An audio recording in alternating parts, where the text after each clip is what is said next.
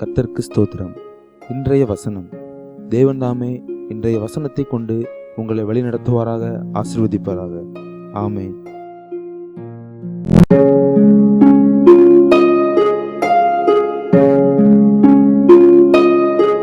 இவைகளை நீ செய்யும் போது நான் மௌனமாயிருந்தேன், உன்னைப் போல நானும் இருப்பேன் என்று நினைவு கொண்டாய்.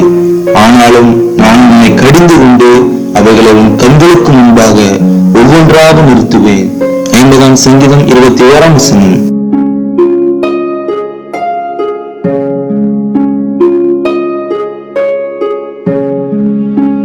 When you did these things and I kept silent, you thought I was exactly like you, but I knew, arraigned you and set my accusation before you.